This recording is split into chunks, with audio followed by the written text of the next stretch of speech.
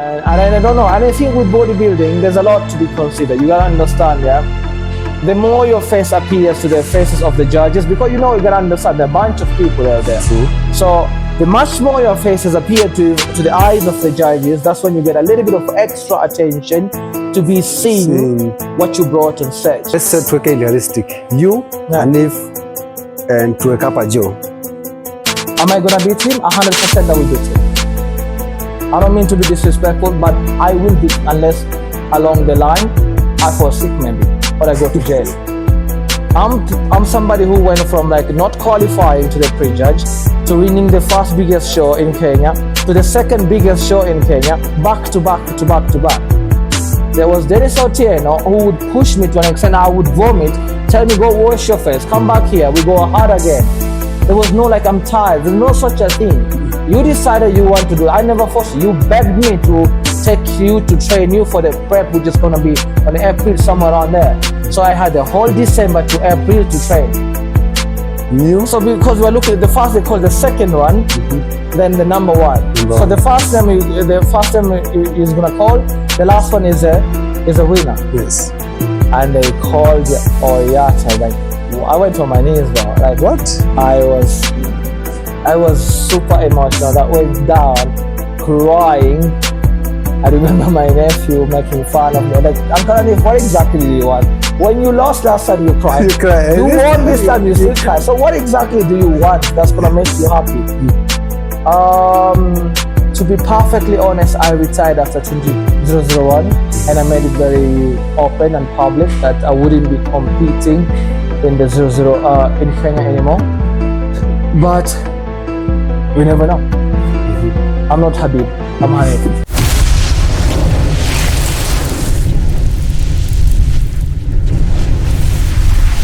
Hanif. Yo. Vipi? Bro. So for someone who don't know you and come ask you who is Hanif and what do you do?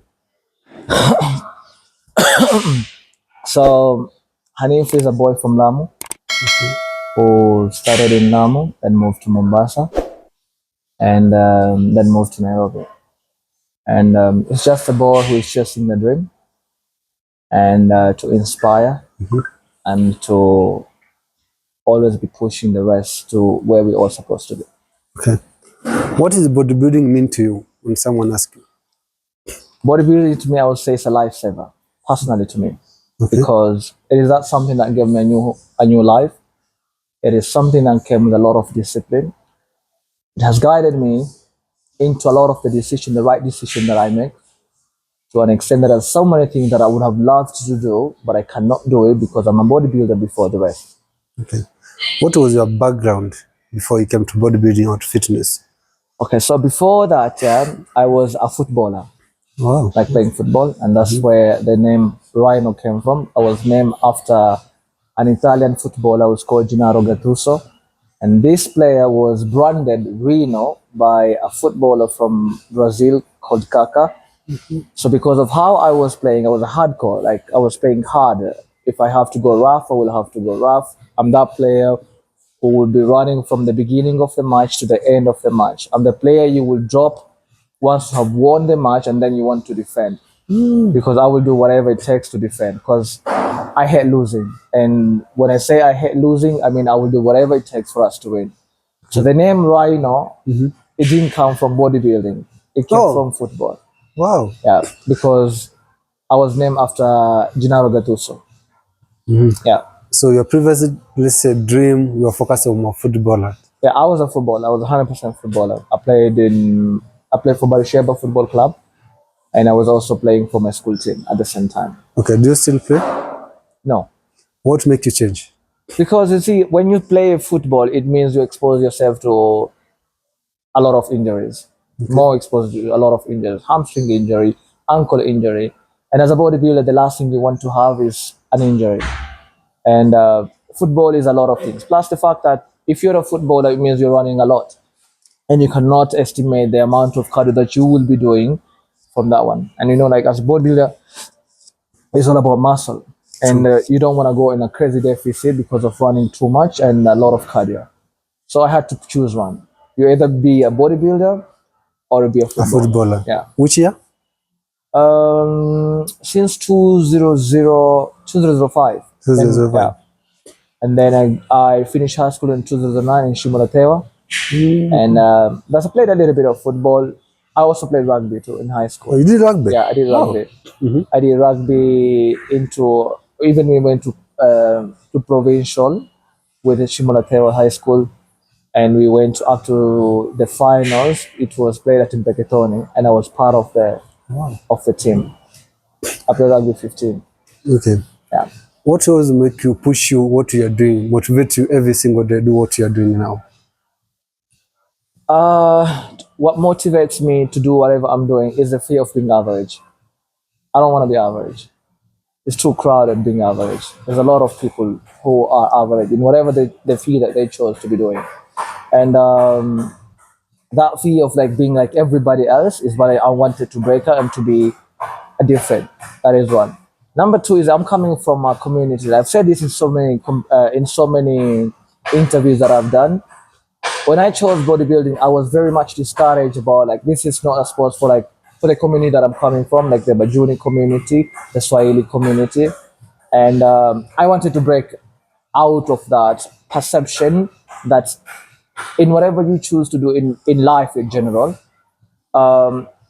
nobody has the right to give you an opinion of what you can or You what you can or you cannot can. do. Oh.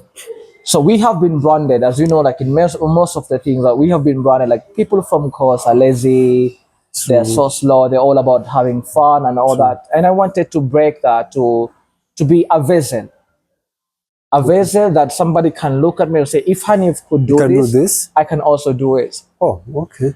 The coming out of that cast that we have been, it's not like this is not what we are. Somebody's chose to have that opinion about us. Because I can tell you, in our community, we have several professions. We have doctors, we have captains, we have pilots, we have, name it. There is nothing, in both ways actually. We have female who are doing this. We have female who are pilots. Okay. We have female who are pilots. We have female who are doctors. From coast. From course. But when it comes to from coast, most people they say coastal boys know at a beach. I mean, there is, I'm not ruling that. I'm coming from that one. I also did that. I was at some point a beach boy. Okay. I'm not going to rule that. I know something that I should be ashamed of because we grow up, we don't have anything to do. And you know, like if I go to the beach, you never know what I will end up being, what opportunity I could end up having.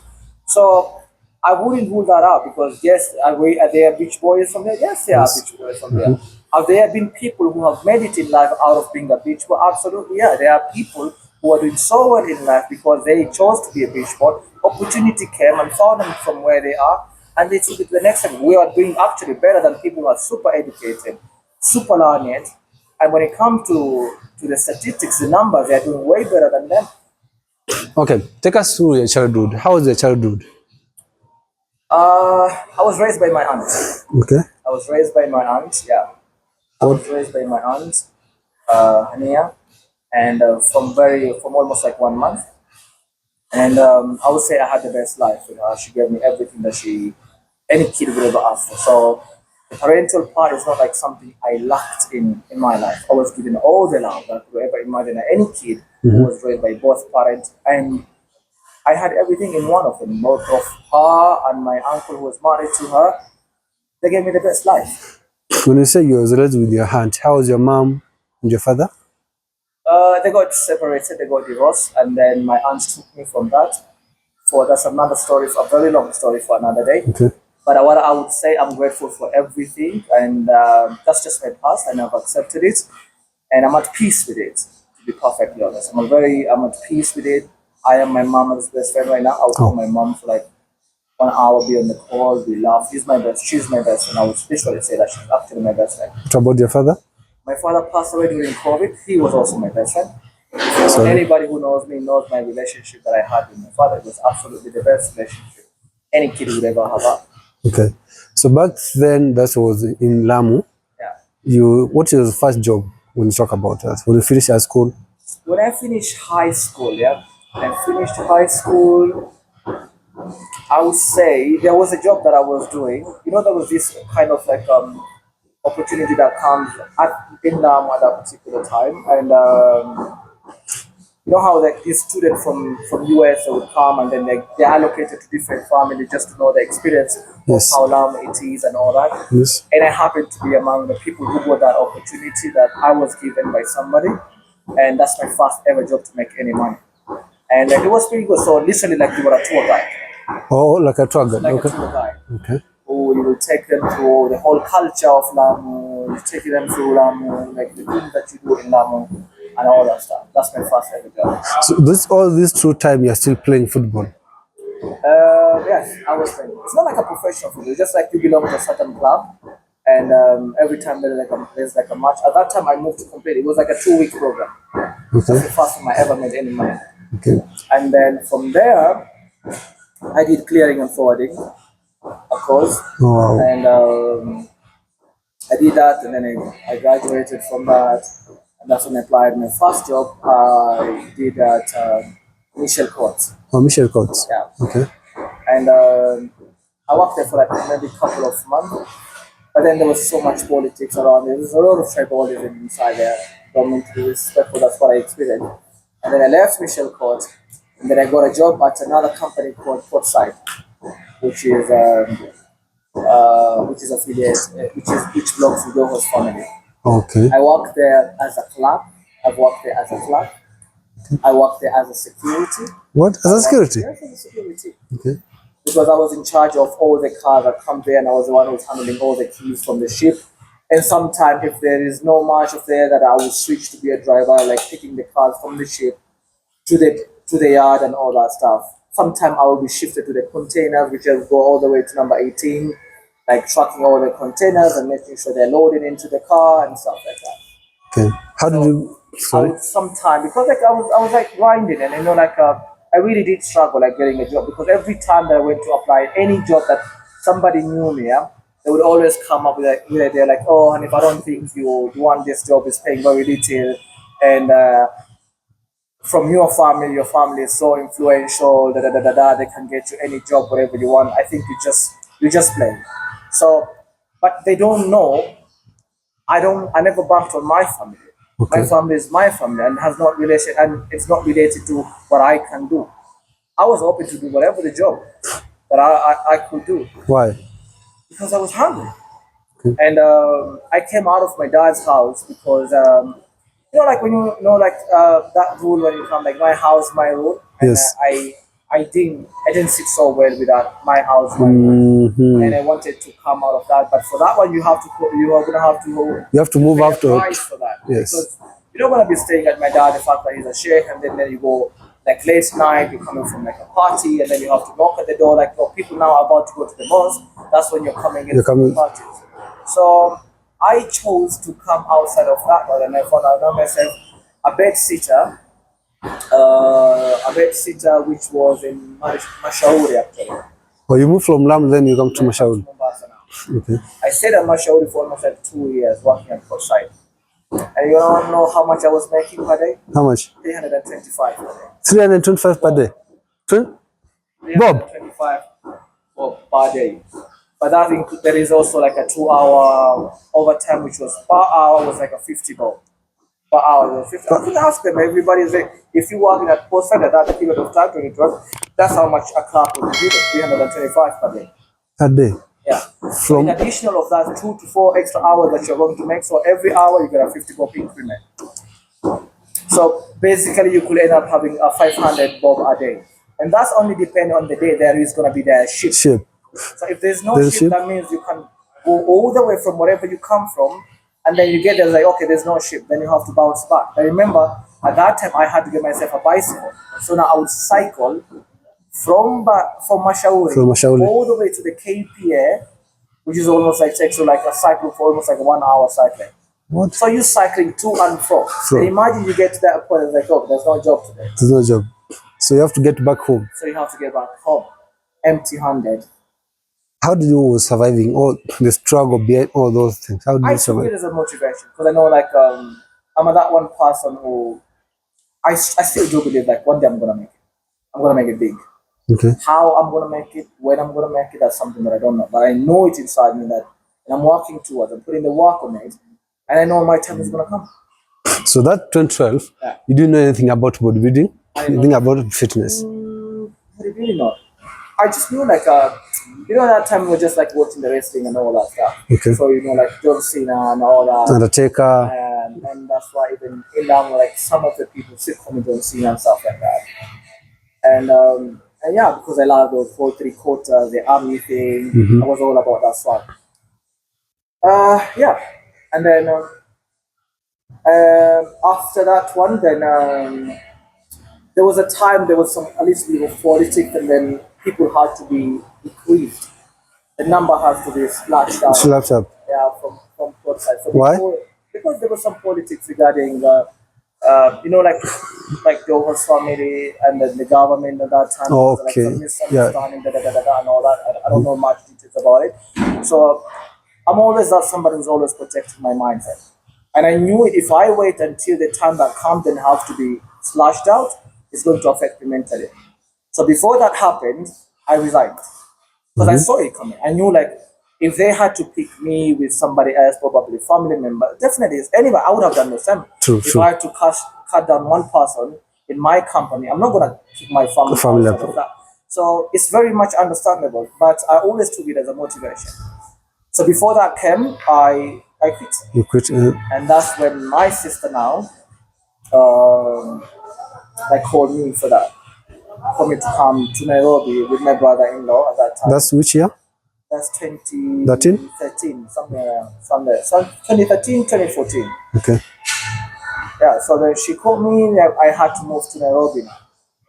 But before that, before I came to accept that, I tried several places to ask for jobs still after that. And I remember this guy, yeah, one of my very good friends, yeah, it's called Mohammed, the owner of Promote Shop. I went there to ask for a job because knowing that he's my best friend, and he had a very big shop. Promote is like one of the biggest brands that we have in Mombasa when it comes to cans and all that stuff.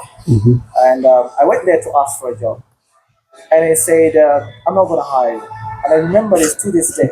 And he told me that I'm not gonna hire you. Why? And I asked, "But why?" I think I can be a very good person to this one, and I know how to. I can make sales, and all that. And if I see so much potential in you, that you can be somewhere very big. Okay. This is Muhammad, yeah, and I will always have so much respect for this guy. Yeah? And he told me, if I allow you to sit here, you will relax. And once you relax, you will not see how far you can. The big picture. The bigger picture that you see. I see so much potential in you. In you. I know the drive that you have, the fact that you don't choose, you're willing to do whatever the job that you're gonna get. Okay. But it's just that right opportunity, that click you haven't yet clicked, but it's gonna come. I know it inside me, it's gonna come. And to this day, he's one every time I'm shutting down. I remember what he told me. I can still hear it playing in my mind like, yo, I see a very big potential in you, and I know you're going places. So he didn't give me that job, but every Eid that it comes, he will send me a can for free. Wow. To this day. Anytime I go there, I will have like a candle for free. Until now. To this day. Wow. To this day. So all that 2013, you didn't get the job in Mombasa, then you moved back to Nairobi. So now I moved back to Nairobi, and I worked with my sister in the recruitment agency, Azania recruitment agency. We worked there I was doing so well in that job before it became messy, because that's the time, because we were specifically working with a professional job like streamers, lifeguards, security, drivers, and all those clerks, all those receptionists, and all that professional. But then there was the other side of this business whereby people are doing the what is it called, the house help stuff. Oh, okay. So that house help stuff became so messy. Other people have been tortured over there. But you see, in the bigger picture, it's not just seen like, okay, these guys are doing the professional jobs. It was inclusive of everybody. Either you are clean or you're not clean. Clean. Yeah. It's the web come and included everyone. Yeah. So 20, at that time now I had started. I had started to train. And that's 2014 now. 2013. 2013. I remember like 2013. No, 2014 May. 2014 May. It was around my birthday, and then my sister said like, because I was going through like a very rough time in my life. I'm going through a breakup, and all that stuff. So my head was like all over, like not having a job. I quit my job. I'm moving to Nairobi, which means now the freedom that I had when I was staying on my own, I'm gonna have to sacrifice that because I'm gonna be staying with my Your sister, sister.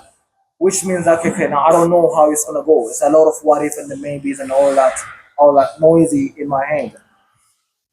But I'm so grateful. Like in this whole journey, she was very supportive of me. It's him and the husband. They were very supportive of me, and going on from there is when now I started gym. My first gym to ever go into like a proper. That this is a gym and it has a treadmill and has other weights like proper weights with the marks and everything. I was Zilas. Oh, Zillas. Yeah, Zilas Okay. was my first ever gym to enter. Like wow, this is now a gym. Mm-hmm. Before that, I trained before 2013 over there at Abu Saad. If you remember, this is the guy who was selling supplements among the pioneers people who were selling Supplement. supplements. Okay. And I remember my first supplement when I took it from me. I wanted like supplement that's gonna give me power, and he gave me this supplement. The first ever supplement to ever use was a Russian bear, if you remember it. Yeah. And it made him literally like swear, like, "Yo, I'm gonna take this, but you're not gonna tell anybody that I'm taking this." That's the Why? deal. Because we had that perception like supplements are like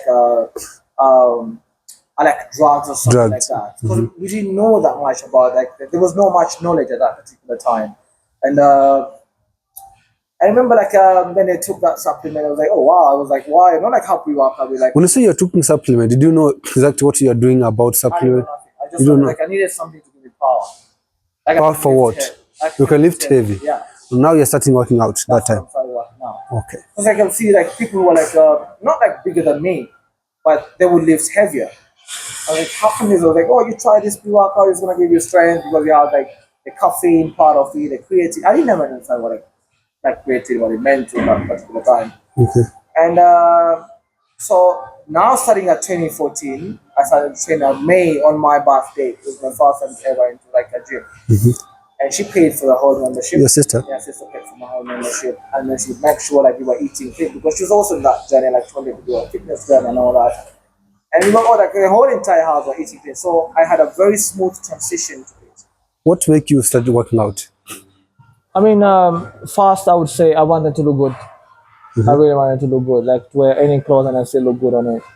I never had anything like in my mind, like maybe one day I will be interested in like competing and all that. I was just training because of the fact that I wanted to look good. It went on with that one and then until almost like a year, 2014, then 2015, It's 2015 now. 2014, yeah. So I trained for almost like a year. Okay. And then that's when like, I started to see like massive change. Because remember, every time, yeah, you gotta understand, I'm that person who was like training very hard. And at the same time, I just didn't know the macros and all that Macros, stuff. okay. Any how much to eat to be on a deficit or to be on a surplus and stuff like that. But I was mainly eating like clean, like super clean, like no oil. It was my food most of the time. It was like boiled. Like I enjoy boiled food. Like I literally enjoy boiled food or like grits. And my sister was also making the same thing. So we'd always like eating like clean. Apart from the time, like from time to time, we would do like chapat and marage because that's my favorite meal. Chapat and marage made with coconut. That's always my number one to go food Okay, Sai. to this day. If you ask me like what is the food that you can eat like every day, I would Every say single chapat day. and marage. Any day. Twice on a Sunday.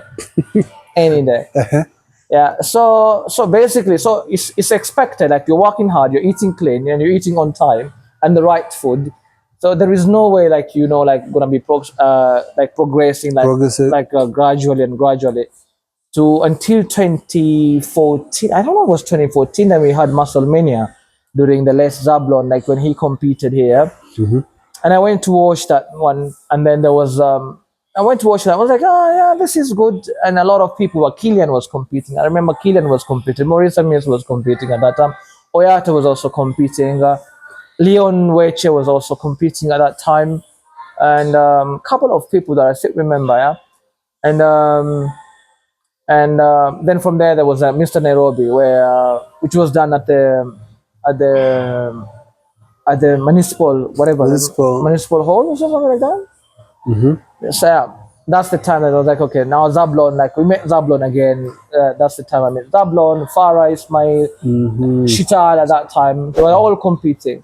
So like most of the people like from our gym they went. Like my biggest guy who like really like played the biggest part in my journey was, I would say, what is his name? Joel. Joel. Yeah, Joel from Fitness Mania. Okay. That guy plays a massive role. He was a guy like who literally trained me for free. At that time, whenever I asked him for like, yo, can you spot me? He would like gladly like, so like, okay, let me just push a little bit more. So he told me, I think if you can do it in this category, the men's physique category, because I was like, okay, everybody had something like was very much achievable, and that's when I feel like, oh, I think I could do this. And then after that one, that's when I was like, okay, now I want to get hard. I want to go like heavy and intense. So now there came this Modern Fitness 2015, which was done 2015, December 5th of December. To this day, I remember that date. It was done December 2015 on 5th. And so like, randomly, they say, I think Hanif, this is a show that you should go and compete.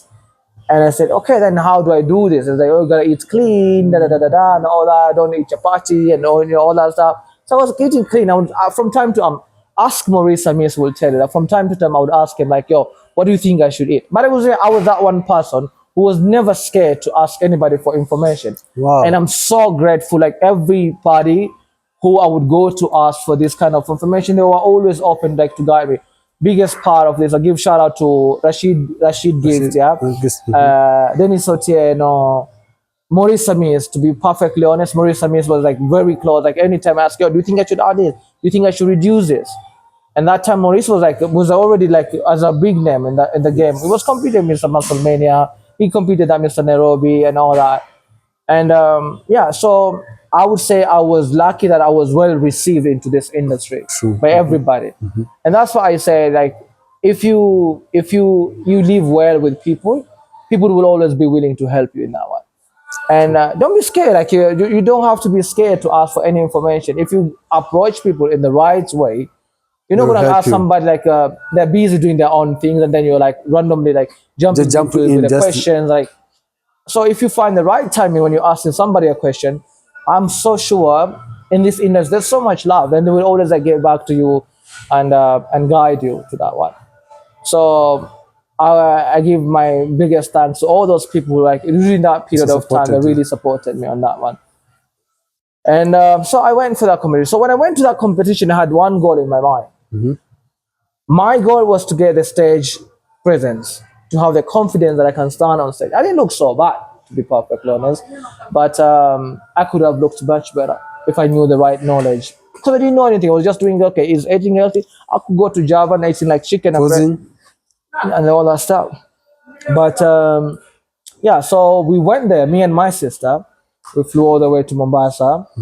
And we were prepared psychologically. She prepared me like, yo, let me tell you something. You're going to compete with people who have done this several times. They've done this for way longer than you. You're just like 1 year older into this.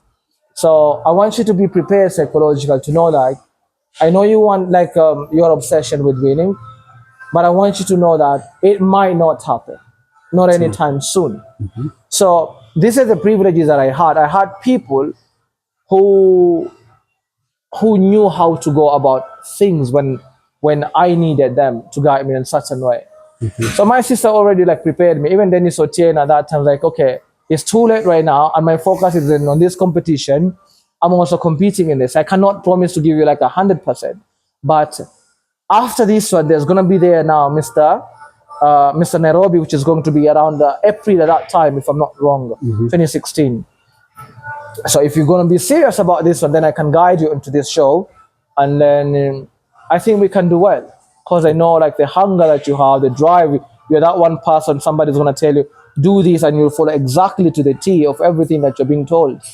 I was that one from day one. So we went for that show. I didn't know nothing about it. I was just watching from YouTube.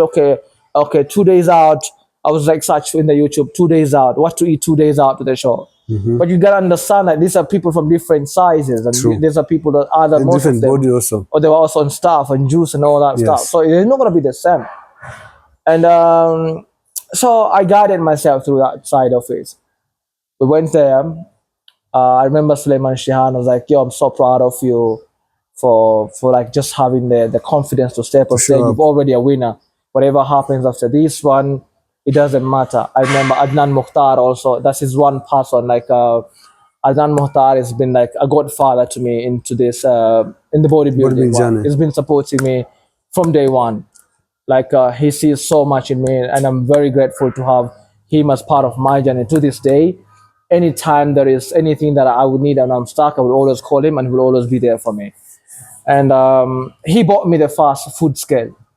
He had ordered for food scale. He had ordered for himself, so he had two. I remember to this day. So one he gave it to Dennis Otieno, and one it was for him. And I said, okay, you know what? You need it more than me, so you take Take it. So Wow. so that's how much love I got when I entered into Jumped the to industry. bodybuilding. Yeah. So I went to the stage, prejudge. I was out. Prejudge, I was kicked out. I didn't even make it to the second round. And I don't know. And I think with bodybuilding, there's a lot to be considered. You gotta understand, yeah. The more your face appears to the faces of the judges, because you gotta understand there are a bunch of people out there. True. So the much more your faces appear to the eyes of the judges, that's when you get a little bit of extra attention to be seen what you brought on stage. Yes. And to this day, if you go to any international show, the people who have been competing into that show for a very long time, they get that privilege because their face has been constantly been appearing to the eyes of the judges. So if I see this is a person that I saw this person on the last show, That's true. and I was like, oh, okay, I will consider you back. Then you go back to, oh, I remember this face. So that What face did you is brought stuck this into your time? head. So it gives you the privileges of the judges always gonna go fetch you back to that one. So I didn't have that one. Okay. Yeah. So I was out. And to be perfect, I thought I was gonna be fine, to be perfect honest. I was like, okay, I've been prepared. I know like I was not gonna win.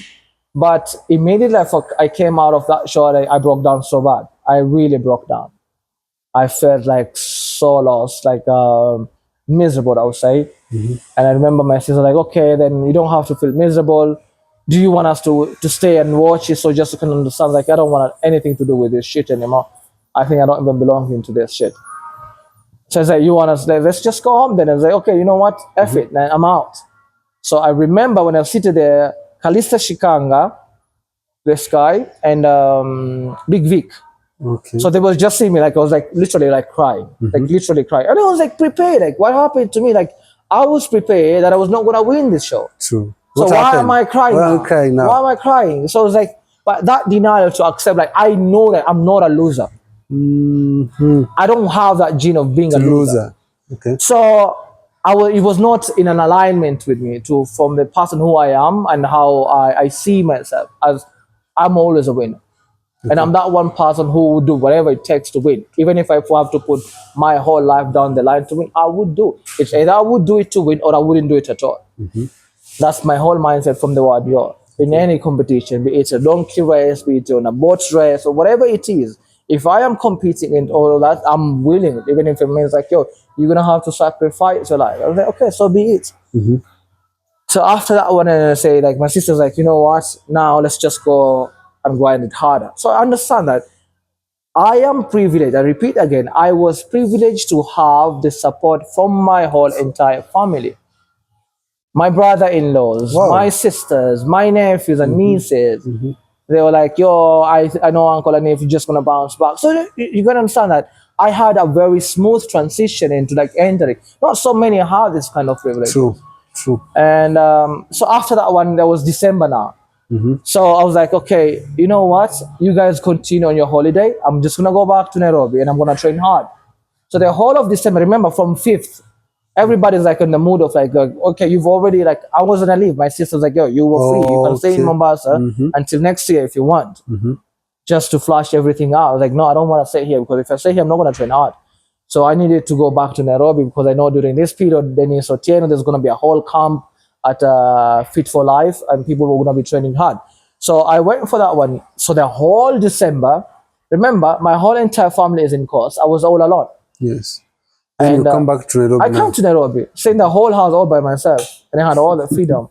So I don't have anybody to tell me, oh, what time are you okay? What time are you gonna be home? No. So I trained really hard this whole December period of time, and I never left the gas on.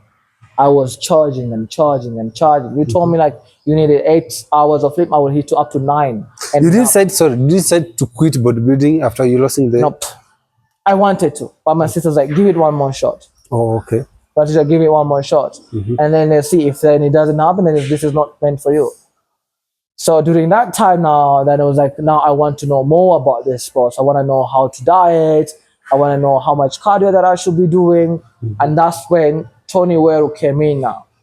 Okay. So Tony Weru was handling my nutrition part, and Dennis O'Trainio was handling Your training. my training part. So you gotta understand, there was a whole system. There was my you. sister who was making sure all my meals are on point.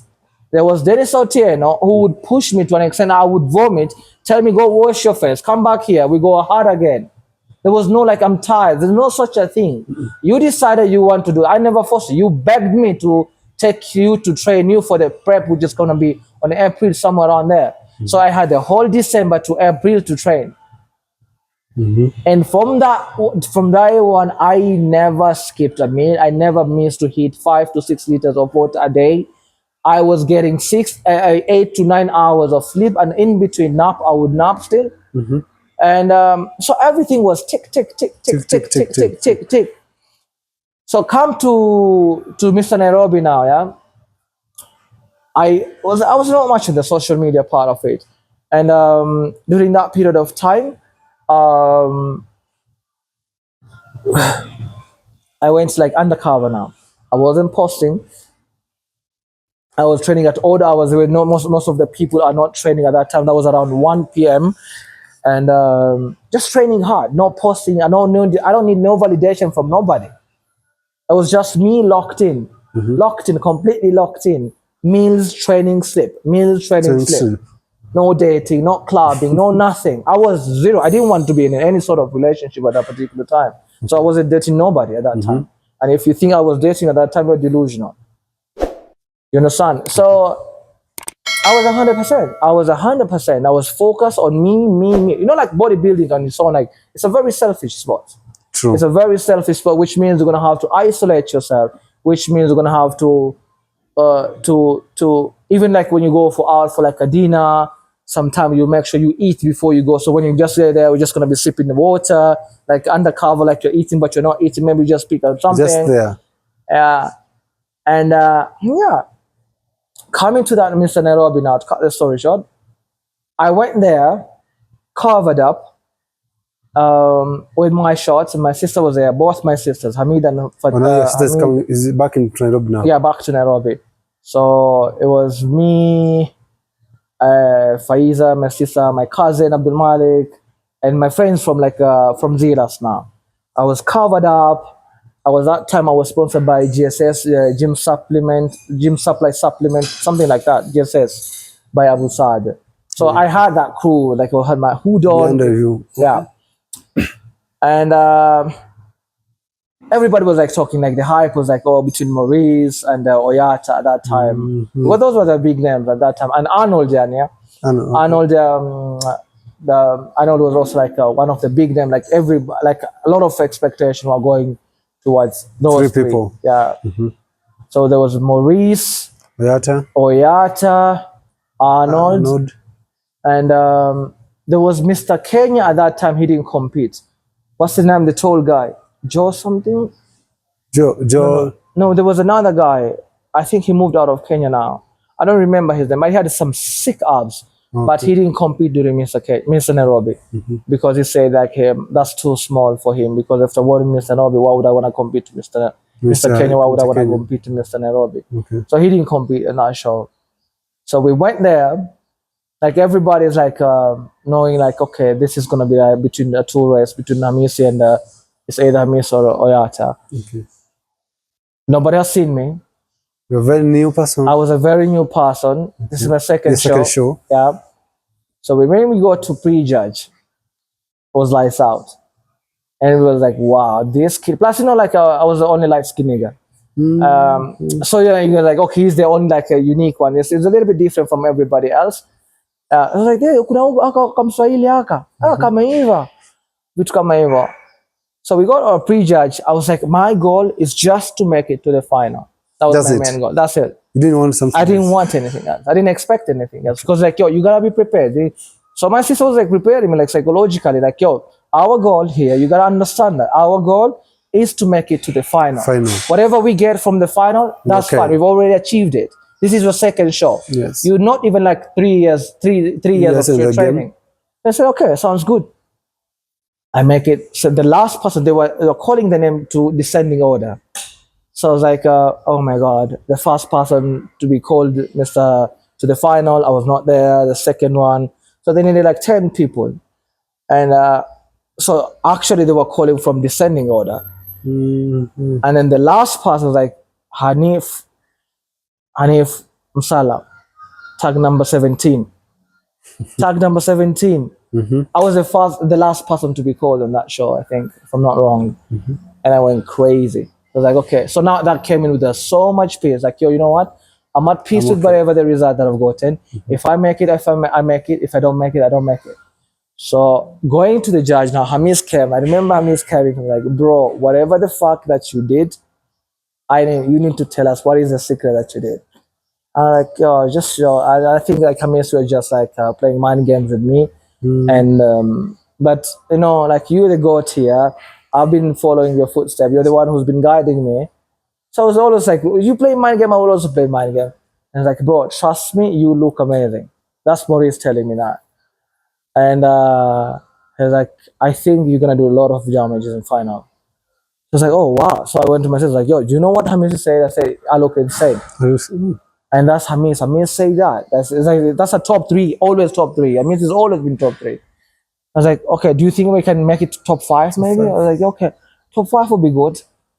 Even if it's like maybe just like the last is number 9, not the last one, that'll be good enough. So finals now we go. Now I started to have much more crowds. Like to now people are like, wow, this kid is actually making it. Plus I was like getting drier now into final. You know when you come back fuller now. Yes. That was Tony Wero's part now. He was handling like that feed me well. Like I came back even drier than I was in the prejudge. Mm-hmm. Yeah. So it got to a point like, wow, this kid is definitely gonna be top 3 now. What? Yeah. Mm-hmm. So prejudge, we went, and then now the names got called. Okay, I'm not number 10. Okay, that's good, done. Yeah, I'm okay. I'm happy with this one. Okay, number 9, I'm not there. Number 8, I'm not there. Number 7, oh wow, I'm moving. Oh, number 5, I'm not there. Number 4, I'm okay. So officially, I'm top 3. That's good. Whatever happens. So now it is me, Maurice, and Oyata now. So it's number 3, the 3 of us here, and I guess Maurice is out now. Maurice is out now. Just you two. So it was just left with like Oyata and Hanif now. So I was like, why not number 1? So I was like, I mean, if I could be number 1, why shouldn't I be number 1 now? Why do I have to wait for the next show? God, just do your thing. Like, and then it's here, and what do you say? New. So because we're looking at the first, they call the second one, then the number 1. So the first name is gonna call. The last one is a winner. Yes. And they called Oyata. Like, I went on my knees, bro. Like, what? I was super emotional. That went down, crying. I remember my nephew making fun of me. Like, Uncle Hanif, what exactly do you want? When you lost last time, you cried. You cried. You won this time, you still cry. So what exactly do you want that's going to make you happy? And I was like, yo, those are called tears of joy. And I won that show. Wow. So now the hype was like, oh, wow, this kid, and he came from nowhere. He's on the show. Now I became the topic in town. So the best thing about that one now, I got a lot of interviews from newspaper. I remember Marki Bulanga from NTV. Shout out to you for giving me that platform during that time. He came to our office and interviewed me for the newspaper, for the Nation, I remember. So I took some pictures, and so the next thing is I see myself for the first time in the newspaper. Like, oh wow, I made it to newspaper when I was like, oh, I didn't make it in high school and in secondary school. This time I'm making But yeah, I didn't have any crime, but I'm still on the newspaper. This is an achievement. So I was on top of the world, like appearing in the newspaper. I was like, wow. I went to my dad, like, I yo, did. dad, this is me.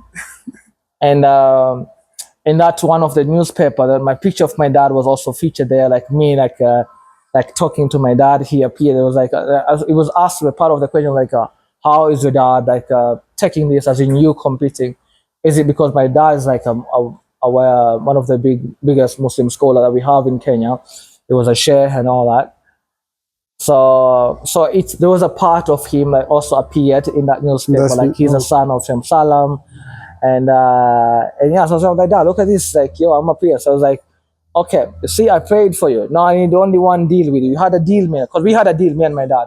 If I win that, because my dad didn't like my hairstyle. Oh, okay, that time. Yeah, and he said, if you promise, okay, that's Mr. Nairobi. So we had a deal. If you win this, you cut down your hair to what I want you to.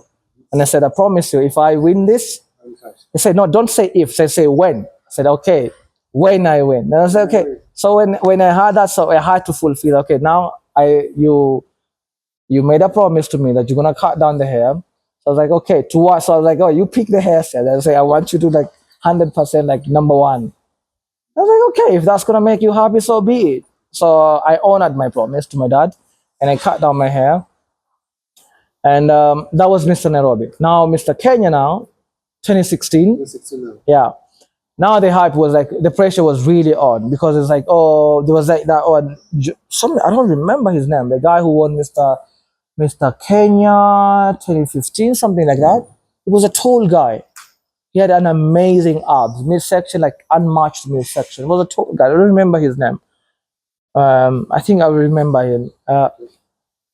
So he said like, oh, you won that one, but this one is different. This is not Mr. Nairobi. Like everybody who had a very better package will be there. Not very cared about Mr. Nairobi because everybody was like charged up for Mr. Kenya. I was like, okay, plus, you know, like you gotta understand one thing, and I want to make this very clear. Sometime your own people will be the first people to doubt you. It is very sad for me to say today that I was supported much by the people from Nairobi than the people from Mombasa. What? Yes. How? That's the saddest part because I don't know. I don't want to make my own judgments and assumption. Do I have a proof to whatever my thought is? No, I don't have. But I can proudly say this without fear of any contradiction that I was supported more by the people from Nairobi than the people from Mombasa. I remember faces who were not supporting me and supporting my opponent at that time. But this is like I'm a kid who was like prepared for everything. My mentor has been like I had a very strong team behind me who was like keeping me locked in, keep me like don't listen to the noise, focus on the goal now, focus on now. Don't listen to whatever like the negativity and all that. That's not going to help you. You don't have control of that, but you have a control of what you're going to do about yourself. It's like you're driving. If you see some reckless drivers, you have nothing, you have no control, but you have the control of your car. You can decide, I'm not going to overtake because somebody else was overtaking or overlapping. I'm just going to be focusing on my car. And that's what exactly I was doing at that particular time. So going to Mr. Nairobi, the hype was like so much pressure, much more because when I went to Mr. Nairobi, I had nothing to lose. So now I have something to prove now that I didn't win by fluke. The same thing yeah, can you do better? So I made sure my sister got me everything. Make sure that I have the best shot. Make sure I had the best ton. I used Proton for day one. Proton. I used Proton. I used Harley shots at that particular time. Harley was a big deal. Phantom Harley. I remember to this day it was a Phantom Harley shot. And so this is one thing. If you want to do something, make sure you tick all the boxes. Because what it does that, if you know like, okay, maybe if I had a better turn, I would look better. I don't have the maybes. So that's what gives me the luxury of peace on that stage. Because I know that if it was, if it was cardio, I did 100% cardio. If it was training, I did 100% training. If it was stress level, I had no stress. Like everything was like I never had any bills to pay. I didn't have any responsibility. It was just me, a selfish me. Training home, sleep, training home, sleep. So it was a very easy thing for me. And I had all the support, like I said. And so this is my advice to anybody who's competing. If you are competing and you want to have the ultimate, because the goal is to have peace, the ultimate peace on that stage, to lower down all the cortisol that you could ever have, to make sure like I did everything I was supposed to do, then the rest is between God and the judges. Is God and the judges. He decides. You could look the best, but if God is not your time, is not your time. So there is also that as a Muslim, I'm supposed to believe like Qadar. If it's not meant for me, it's not meant for me, no matter how good I look. But if God is saying this is not my time, this is not my time. And so coming to that one, I made it to I'm much more comfortable, confident right now. So I knew I was gonna make it to the final. So that was not my goal. My goal is now who is gonna be like who's gonna beat me? It's me against everybody else. It's not like I had any like somebody like I need to hit or I need to beat. It was them against me. All of them combined against me, one person. That's how I viewed it. So that champion of that defending champion of Mr. Kenya was also there. Maurice was also there. All the top elite men's physique on that year were competing. So nobody's gonna say, but because of this one didn't show up. I remember Dr. Ray was also in that show too. Dr. Ray, that was his last show, if I'm not wrong. He ever competed after that one. And all the elites were there. So number one, it came to number 10, I missed. And then number 9, I missed. Number 8, number 5, number 6, number 5, number 4. Then we said again now. It's between me, same people. Oyata, Amis. It went the same way. Amis, Oyata, boom, Hanif again. What? Yep. You did? I did it again. So you can imagine how much confidence that came with. I'm somebody who went from like not qualifying to the prejudge to winning the first biggest show in Kenya to the second biggest show in Kenya, back to back to back to back. So I mean, so I didn't have a much longer journey of like trying to penetrate to get to the top. I had the shortest. I came from no, as I like to say, I came from no bottom. I came up too fast. That's exactly what happened. I came like up too fast. One missed show, then the second show, then the third show, like back to back. So that was 2016. I won that. That's when now I signed the contract with the USN. 2016. Yeah, 2016. I signed a contract with the USN.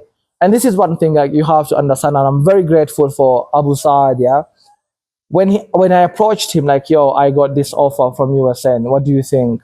Because I have to respect him because this is somebody who has been supporting me. But look at the maturity and the qana that this guy has. He told me, Hanif, I am very proud of you for your achievement. This means you are doing something great. We started this journey together, but now I am not going to block you from all the opportunity that is coming your way. This is a very big opportunity, and I want you to take it, and I will still be supporting you whenever I can. Sign this contract. Somebody else was like, oh, no, I have supported you all that time. Now you're growing, you're leaving us. That's so betrayal. No. This guy, Alhamdulillah, may God keep on blessing him. He was a real one. That's what I'm saying. I was so lucky, bro. Like, I had very good people around me. That's my biggest separation from everybody else, I would say. So I signed the contract. So now 2017, I would say, it was not smart for me to compete 2017 because you gotta understand, yeah, the last 4 weeks to the competition are the most sensitive weeks to your competition. That's when everything else changes, and that's when you're tired actually. So the show was kept a week after Eid.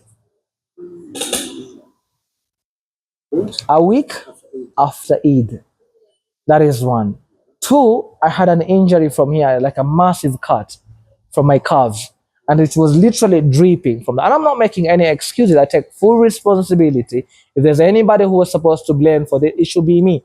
Because my sister told me, I don't think you should be doing this show because the timing is not on your side.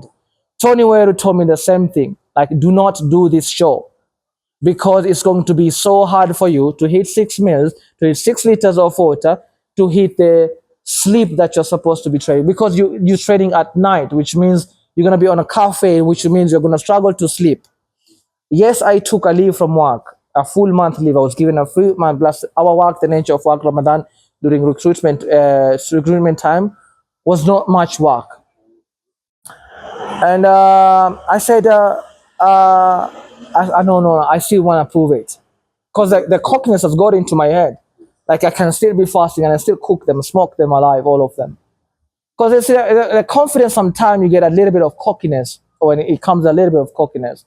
And I knew like I raised my bar too high for anybody to beat me at that particular. Because every show that I stepped on, I was 100% on point. I never missed my peak. I've never missed my peak. So I remember like trying like, oh, we're gonna be fine. Let's just do it. Because imagine I was like, limping when you're doing the cardio, and you see like the water like coming out of that wound there. And but it's like and you just like, okay, you just want to win. You just want to win. So I remember telling like, Hanif, trust me on justice. I'm going to support you, but it's gonna be really hard. So we had to be training at 3 a.m. at night. So Tony would open the gym. What is called huh? No, Kilimani. There was that Kilimani side? Yeah. Wentworth. He was working at Wentworth, so he had the key. So at 3 a.m. is when we're gonna go there to train. So that means I have to wake up at 2 a.m. Mac apartment at on opposite Guru Nanak Hospital. So he said, so I would ride, yeah, all the way to that side at 2 a.m. So when did you sleep? Remember, you have to pray. You have to make sure like you eat all your 6 meals.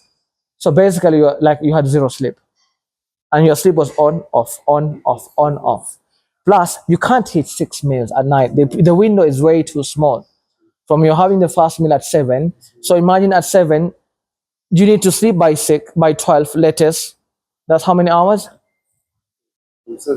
From 7 until let's say sleep late at 12. Okay, because remember, by 2 you have to be up. Let's say 4 or 3. 4 or 3. Can you still finish 6 liters of water during that window? 6 liters of water. You can't. Or 5 liters of water. So imagine you're stuck. Should I focus on the food or should I focus on the water? I still need the 8 hours sleep. Where do I get the 8 hours sleep from? Nowhere. So it was purely stupid for me to have accepted that show. And I take full responsibility that I should have listened to them when they said don't compete on this show. So I went for that show. I was looking super conditioned, but I was very small. I lost so much size. So if you look at the photos, like condition-wise, I smoked everybody. But did I have the size? No, I didn't have the size. So I'm not gonna be like a crybaby. Oh, I should have won that show. No. If I lost, I take full responsibility. I accept the loss. I'm not gonna win. Oh, the judges are fair, they're unfair. No. You lose. This is how I look at bodybuilding. Any opportunity, any window that you left unshut, yeah, because it's about standing out on that stage. So if you didn't stand out on that stage, if you didn't give the judges an opportunity to give you like a second thought, then you have to take responsibility of that.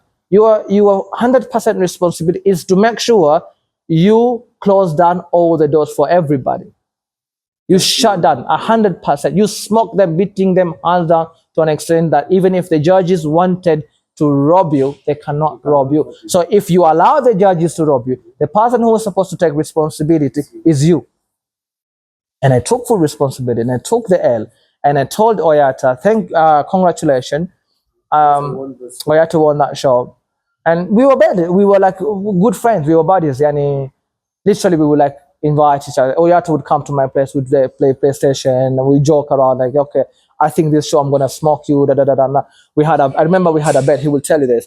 If he wins, I was supposed to like treat him. If I win, he was supposed to treat me. But once he won that one, I was like super devastated and all that because I told you like I suck at losing. That's why when you see me like I will do whatever it takes to win, I'll do whatever it takes to win. So that show, I lost, and I remember I played stud. I didn't even take my medal. I threw it. No, I threw it. I don't have that medal to this day. I don't want a medal that reminds me that I'm a loser. But somebody was like, oh, that's top three. Top three is something. It's not something. You have only one goal. It's either you are a winner or a loser. It's a period of that. Because my dad would always say, there's only one winner.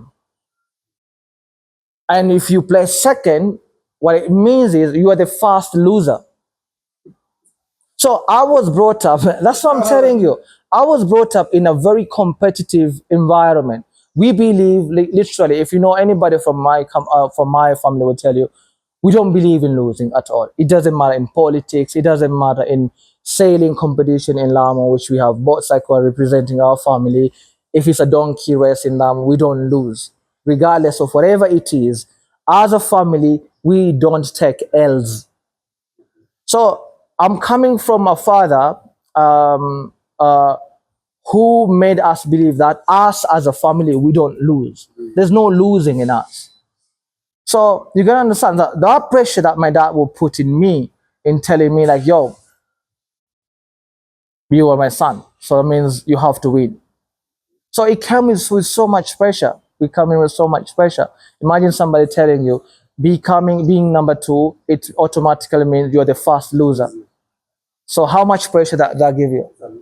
So it's not somebody like, oh, you did well done. You can always do better. No. There's no way you can do better. There's only one way. It's either a winner or a loser. There's nothing in between that line. It's either a winner or a loser, period. So I took that with so much pride, and I know like we put in too much pride in like when you're like, okay, when you compete, yeah, you're carrying a whole flag for your whole entire family. And that's why when I went for the Mr. 001, yeah, that's 2021, that was my fourth competition. So you did 2016, then 2017 you did. I lost 2017. 2018. 2018, we were prepping for a show. Omedo happened again. He pulled out and canceled the show last minute.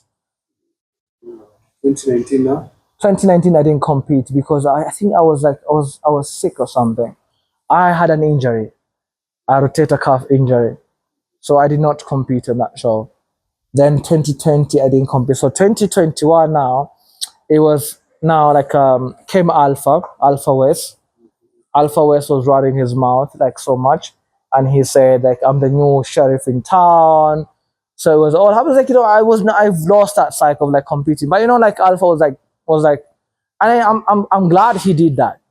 I'm glad he brought a whole new life to the whole men's physique game in Kenya. I would say that he gave a whole new life, and I respect him so much to having done that. He brought the best out of each and every one of us, be it me, be it Oyat, be it everybody else. He kept our asses on toes. Yeah. And then now come with a guy like, what's his name? This guy from VMX. Richard, something like that. Richard Guitar or something like. This one was also like coming over there. He was also running his mouth. So it was like everybody was talking big and all that.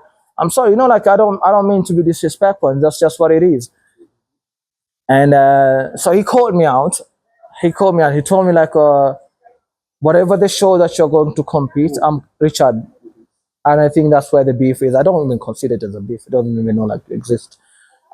And he said like, I'm coming for you. Literally called me out in front of my family there. Just called me. No, we were walking from Iron Classic, Iron Classic show, and he came to me and said, I'm coming for you. And that one gave me too much pressure than anything else.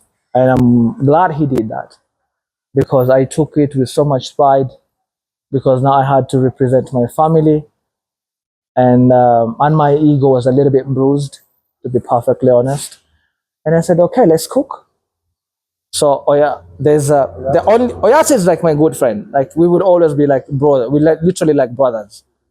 And but But people have created an idea like me and Oyata are rivals. But it's not. Yes, we are rivals, like we like rivals on stage, but outside of that, we're literally like brothers. And that's why I have so much respect for him. And we are those kind of people, like any opportunity that we get, like, oh, we feel like we can help each other. We are to this day, we are always there for each other. And so it's like, yo, you know what? Like, they're coming for us, yeah? These newbies are coming for us. Like, yeah, bro, you gotta up your game. So imagine this is Oyat. This is like us competitive, like super in the people's heads, like, okay, we want to see Oyata and Hanif. Now they tie now. He beat him 2016, he beat him 2017. They rule out the Mr. Nairobi and they balance it with the 0-0. Oh, it was 0-1, I wouldn't even count it. But I don't know if he does count it because I was a nobody. It was my first show and I've trained for almost like just like a year. So we were like, we needed like to square it out. Like who now is gonna have an extra inch. So we are between me and Riyati, we're looking for like, okay, who's gonna have much more now? And coming to that show, so like, everybody was like going hard. That's when I remember I had to get an international coach now. Yeah, what? I had to get an international coach. 2021. Yeah, I had to go for Ludacris. Ludacris, he's Canadian. Team Ludacris. And I was like, you know what? We have to win this. We just have to win this. And I remember it was as my birthday gift for that one. I was given that by my ex-wife. And she paid for that whole package of that coaching package. It was like $500 per month. $500 a month. That's 50,000. Yeah. Almost 60. Yeah. 60, yeah. Yeah. Per month. Per month. Per month. How many months did you train with him? 4 months. 4 months. Yeah. That's 200. Yeah. What? That's how much I paid. That's just the coach. No supplements, no other stuff, no food included, no gym membership, nothing yet. So if you wanna do it right, just know that it is expensive sport. It's a very expensive sport. You have to understand. If you wanna do it right, it's a very expensive sport. That's how much I paid. So I was locked in. So the best thing that happened is I was alone at that particular time. No, not this time, 2020. What job are you doing? What was I doing? I started to do PT now. I was 100% PT. And I remember I was trained, Joel was my trainer at that time. Yeah, so now we went back to the old Joel. So we went like how it all started. Basic, simple basic, drop set, super set, heavy, lights and all that. So it went on and on and on and on until that time now, and I shut down, like no more, curtains down, no posting. I deactivated my Instagram because like there's a lot of mind games that people were playing, and everybody now wants to see what is Hanif bringing. But I was training with a hoodie on all through. Nobody saw how Hanif looked. Only from certain specific people that I know, like these are my family. They can see me. I would allow them. Like Dennis would always be like, he wasn't my coach at that particular time, but he's like a father figure to me when it comes to bodybuilding. And he was like, okay, I don't know, I don't want to make you be a big head, but this is gonna be the best package you've ever had. So, but you gotta stay focused. Always he would tell me that because they're coming for you. They're coming for you. So they're coming for you. They're coming for you. They're coming for you. That thing that you're coming for you. I was like that made me so much pressure. There was a time the pressure went on until we were like almost like getting physical with Besong at the gym. Like it was that bad. What? Yeah. It was so much pressure and hatred and rage and anger and all that. So that one kept me more hungry and more locked in. Like I would never even leave a single grain of rice that is not supposed to be on my meal. It was that much. Not a single grain. Forget about a gram. I'm talking about a grain. It's to that T. So coming to the show, I took a leave now. like 2 weeks before that, 10 days before that, I went to Mombasa now. Everybody was here. We did a farewell, me and Joel. Everything was like, we've done everything that we could. So now going to Mombasa, uh, now I have to stay locked in. I was given sponsored by Royal Court Hotel by one of my clients. He told me, my help for this prep, here is the place that you're going to stay. Gave me actually was given a presidential suite. That's what I'm telling you. Like, I have had the best supporting all along, all along. That's my separation from a lot of people. And I know, like, if anybody would have given this one, it would have been easy for anybody else. So I would say I consider myself to be very lucky in this game. So Royal Court, imagine Royal Court, like, you can eat whatever you want. You sleep in the best bed, AC in cost. Like, all you have to do is just train, come back here, pray, sleep. So there was an award before that one. Yeah, it was a fitness model of the year. So I was also a nominee. Yeah, it was a fitness model of the year. Yeah. So I went to that one, where all suits and all that. We went there. So it was between me and another guy from Coast also. Boom! I won that one. I was nominated to be the best fitness model of the year based on the content that we were all making. So I already have a win. So now I need one more win and then end my years in a very in the best way. So coming to that show. So all I was doing, I isolated myself from my whole entire family. Remember, my mother's in Mombasa. My sisters are all in Mombasa. All my family, my cousins, my aunts are all in Mombasa. But I went to see nobody. Nobody. Everybody knew, like, Hanif is here, and if you want to see him, you can only see him when he goes to train at Fai's gym. And shout out to Fai's gym, because this is the gym that also supported me. I never had to pay a single coin to train for those 10 days. That's what I'm telling you. Support. Everything, somebody was there to help me. Everything, alhamdulillah. Everything, there was somebody there to support me. So I went to Fai's gym. So I was training around 1 p.m.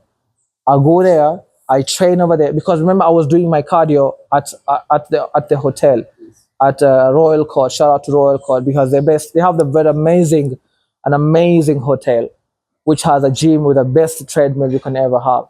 So I would wake up fasted in the morning. I do my cardio. Then the chef was told, like, to make my eggs based on how I want it to be made. So can you imagine that one? So that was the only meal, because the other meals, like, I don't trust, because like, a chef can just decide and do an extra olive oil, suppose, because like, maybe the pan is gonna get stuck, and like they're all about how the food tastes, and I didn't care about the taste. I just want the content of the food. So I didn't trust them 100% when it comes to the food, but I trust my sister 100%. That's the difference here. So more now, when my sister from Mombasa now, so she was the one who was making my meals. So I would only go there to pick my meals, chill a little bit, just to look for a comfort from my mother. I was just like there, we just for my mind, like, to calm, that calmness. Like, my mother hated my face at that time. It's like, yo, I just cannot wait until this shit is done so that I can have my son back. You look like somebody who's about to die anytime, because I was like, my face was like a dead face. I'm talking about 4 to 5 body fat percentage, that much. So coming to that, now that's like the show is coming. So all I was doing, I would wake up, do my cardio, have my breakfast, my fast meal, sleep again. I would wake up to pray Dhuhri time. Sometime I would go to the mosque, because Masjid Ibrahim was just closer there. It was like a walking distance, or I would just take a tuk-tuk, because I was like bothered. Like, I didn't want to, like, do any extra walk that I was not supposed to be making. Now paranoid. Can you imagine that? Plus sometime because I'm not like, now my where I live is Nairobi. So in Islam, I can combine 2 of the prayers together. So I can pray Dhuhri and Asri at the same time. So when I go to pray Dhuhri, then I don't have to go to Asri and pray again. So I will pray as Musafir, and then I come back to the hotel and I will sleep again. I wake up, even if I'm not sleeping, I'm just gonna be playing PlayStation, no distraction. I had my PlayStation at the hotel. So they are amazing because they had amazing TV, they had everything. Royal Court is like one of the best hotels that we have in course in town, I'll say. So I'll play my PlayStation. When it comes to the training, then I go back to motivation, watch my videos. That's so my whole life was revolving about bodybuilding, and nothing. Bodybuilding, the outside, anything outside of that bodybuilding was a prayer time. That was the only thing. So you can imagine how much calmness I had in that time. My meals were prepared, were brought to the hotel. Not a single thing that is not supposed to be there was going to be there, because that's how personal my sister was like, yo, I know if this guy, how much he has invested in this, if he loses, I don't know what's going to happen. And my mother was like worried so much that she would wake up every single night to pray for me. They would wake up every single, can you imagine? That's how much I wanted that win. And my whole entire family felt that pressure, like everybody was part of that journey.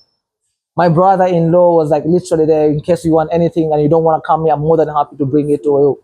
So look at that. That's the support that every win that I had was out of the support that I was getting from the people around me. So coming to the what is it called, to the weigh-in day, yeah. I remember Suleiman Shihan was there, Kide was there, and some other people from KBBS. So I went there. It was on a Friday. I was wearing my kanzu. I made sure I was wearing the long one so nobody could see. The only thing you get to see me was my face. And from my face, you could see this guy has turned pale. Literally pale. My face is gone completely. Like, I was this much. So Suleiman Shihan was like, Hanif, I don't know whatever you're hiding, but from that face, I'm expecting a stupid condition. And I said, you can't say that again. And then I told him, guess what? I'm going to win this show. You can ask him, Suleiman Shihan and Kide. I told them this. I'm going to win this show. I don't know how I'm going to win it, but I'm going to win it. They say, oh, have you seen people like that? They come with massive package. You sacrifice a lot of stuff. Like, don't worry about now. It's not about how you look now. It's about what you're going to look on that stage. Because everybody can look good before the stage, but it's about the show day. How are you going to turn out on that stage on that day? So coming on that one, yeah, it was like still that rage, like me, Wesonga, Gitau, and all that. And there was a whole beef between Gitau and Wesonga, like calling them out. I remember Wesonga went to tell Gitau went to tell Wesonga like, yo, I'm about to smoke you. And then it was like a mind game. Like everybody was like playing mind games. So it depends how weak you get. Somebody get into your head, you're mess. You're gone. It's just like boxing. When you let somebody get into your head, you're effed. You're gone. So there was like, so they were giving each other attention, and everybody was like was an rival to somebody. You want to prove to somebody. Everybody had somebody that they wanted to prove to. So I was like, okay, cool. So we went on the prejudge. So they separated the weight. They separated the weight, the height. Huh? So the mid height, there was me and some other guys. I think Guitar was also there. I don't remember because I wasn't looking for him. And so we made the first round. Then there was another semis.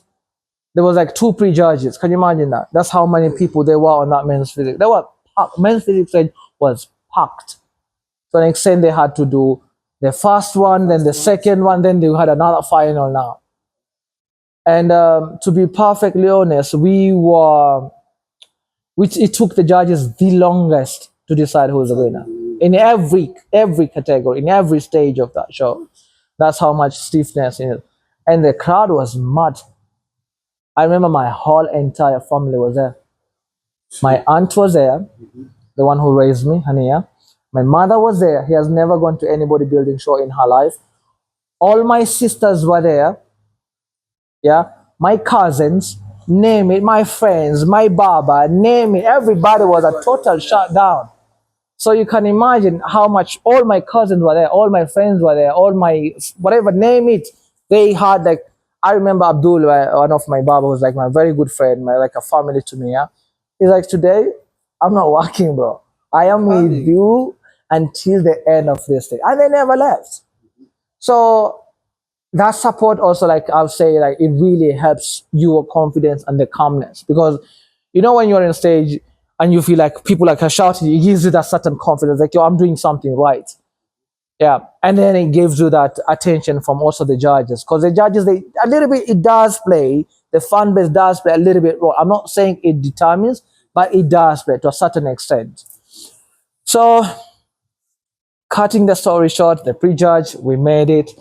I remember now we're going to the final, and I was standing there with my good friend Adika, Steve Adika, and Wasonga came to me like, leo heshima itadumu, leo heshima lazima idumu. And I was like, bro, I know what you're trying to do, but I'm not even looking at you. If you make it to top 3, I'll be very proud of you. If you make it to top 3, I'll be very proud of you. So the guy was like, fuck, what did this guy just tell me? Like, if I make it to top 3, he will be very proud of me. Like, I'm not even looking at you, bro. You're gone. Because if you trying to get into my head, I will also like getting into your head. It's a mind game. It's everything is a mind game. But the people that don't give the mind game as a significant, as they should. So it's like, so we went there. If you see from that video, yeah, we'll see us like fighting, like hitting each other on the stage. Elbows. I remember one of the guy, imagine he's my very good friend, and he was tapping me with the elbow to frustrate me. Can you imagine that? Because yo, bro, it's a war. It's a war. You gotta understand that this is a war. Somebody gotta win. Yes. And I was like, I was not gonna let anybody, after all that I've been through. Like, I isolated myself from my family. I literally told my whole family, like my kid was just been born. Yeah, my son was like 1 week old. 1 week old. 1 week. 1 week old. So you gotta understand, I was going through a lot of battle, because 2016, yeah. So this is another story. 2016, when I competed, 2016 when I won Mr. Kenya, my first cousin was expecting, and she had said, as soon as I give birth, this is 2 weeks apart. As soon as I give birth, I am going to come to watch this show. This is my first cousin that we were both raised together by her mom. So along the way, when she gave birth, she passed away. Yeah. What? She didn't make it. She passed away. So now look at the duration of time, the timing that it was. Yeah. My wife at that time was also expecting, and it was same duration of time. So my mind was like fighting, oh God, am I going to be a repetition of the same thing that happened again? Because the period of timing, the time was exactly the same. So it was like, I had a lot of like in me, like my mind was like battling a lot of it. I didn't want like, God, like help me out on this. Like that's the time I became the closest to God I've ever been in my whole entire life. And alhamdulillah for him, like to make me pass through that one was the best thing that's ever happened to me. So like I say, like the timing was like very critical. Yeah. And so on that stage, we make it to the final. So this is another thing that a lot of people are making a mistake here. Yeah. When they go for a show, that period of time, yeah, you think like, okay, there is nothing much you can do, but there's a lot you can do at that period of time. Even that period after the prejudge to the final, whatever you do with that period of time plays a massive role in how you are going to look on that stage. Does that make sense? That period of time between the prejudge and the final, there's so much things that you can do on that particular time. So here's the thing, a very good question. It's all about how calm you can be and how relaxed you can be until when you step on stage. So a lot of people, they take that as an opportunity for them to socialize, to go there, meeting different people. Guess what I was doing? I was with my best friend Muhammad. I came all the way from Dubai, and he is one of my biggest support. This was my like that period of time. He flew all the way from Dubai to push me. Yeah, he came all the way. Wow. He came to push me for that last week. Say, that last week, I want to be there for you. And this one flew, took a leave from work, came there. He was like my little, like maybe what would I call it? was like my PA. Whatever I want, he's already here. What else do you need here? What else do you need here? Do you need like this? Do I need to pick you anything? And do I need to everything? He was like a call away from me, literally walking like somebody who was walking for me. So he said, you know what we're gonna do? We put a mat over there, and I kept my feet on on one of the chair over there, and I slept. And I say because we asked my coach like, what do I need to do? I said sleep, just sleep. So yo, is there anything I can do apart from sleeping? I said, Hanif, just sleep, and I slept. Like with people there, they were already like focusing on that. Oh, what are we gonna do? What are we gonna do? And all that stuff, yeah. And I was just sleeping. So when I went to the final, I came in much more bigger and much more dry than anybody else. When everybody they were wiping their sweat because of the heat, I was peeled dry. Not a single drop. Go and watch any of my picture if you're gonna see a single drop of sweat. I had none. And everybody was throwing a towel to wipe their faces and all that. Nothing. Nada. Nothing. That's why I want like these are the things that you as a bodybuilder that you should learn. Like, when you are in that period of prejudge, you are still in the war. It's just that you are on a break at that particular time. But it doesn't mean the war is over. You're still in the battlefield. So you gotta understand, what do I need to do during that period of time? You need to relax. You need to relax 100%. You need to be at peace with yourself. You need to sit there. If you need to meditate, if you need to pray, you gotta pray and all that. So coming to the final, so the moment that okay, this is one thing that gave me so much peace, yeah. And everybody's like, Hanif, I just want you to beat Wesonga. Even if you lose after this one, I don't care, man. I remember one of my best friends like told me, Hanif, do me one favor, just beat Wesonga. If you lose after that, then I don't care. I'm okay. But just make sure you don't lose to Wesonga. Because I don't know where we're gonna bury ourselves if you lose to Wesonga. And I said, okay, now we got this. And so the list came out. Then until the moment that Wesonga came out, it was like it gave me so much peace. It gave me so much. It's like I was much more relaxed. I go, he's out. Just like I said, he would be out. Because now that cockiness is like, I don't know, like I don't even check whatever the number he was. As long as you're not number one, doesn't matter to me. I don't know whatever number he plays. How much? Which number did he play? 4, 5, 4 maybe. No. I don't know, between 4 or 5, something like that. Yeah. So I think Oyata was number 2. I think Gitao was number 3. Then maybe he was 4. I'm not sure, 4 or 5, somewhere around there. Well, I didn't care much because if you're out, you're out, bro. And that one gave me so much peace. And like, okay, Wesonga, you're out. Now you can kiss my ass. But after that one, then so on that final, like, us, me and Oyata, we took the longest comparison period ever in the history of Kenyan bodybuilding. We were turned because that period of time, this is something that I want you to understand as a bodybuilder. If you are on that stage, you hold yourself together throughout until you come out of that stage. Don't leave a single open window. If you like now I can relax. This is the advantage of you as a bodybuilder. Throughout your prep, if you are posing, so when you're on that stage on that particular day, you're not going to struggle with the pose. Because this is somebody who was holding a single pose. I would hold a single pose for almost like 4 to 5 minutes, holding it super tight. So during that one, it was like a 30-second. What do you think is going to happen to me on a 30-second after I've been like posing for almost like 5 seconds? So it's easy for me because I have been doing that in the morning and before I go to sleep. When I wake up in the morning, I had a whole 30 minutes of posing. And at night, before I go to shower, I had another 30 minutes. Literally 30 solid minutes of posing, holding.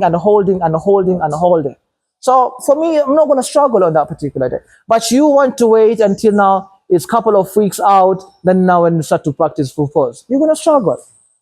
Because your body is not used to hold it for that long. But you cannot be compared with somebody who has been practicing it all along from 12 weeks out.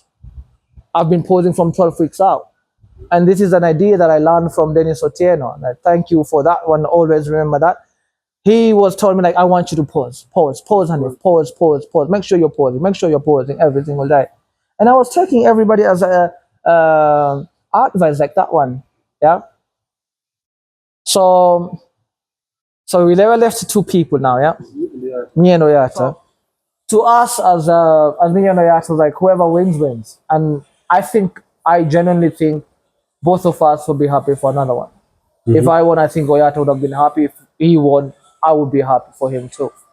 Because it was, I think it felt like it was an old school Yes. against the new school. The new school. Yeah.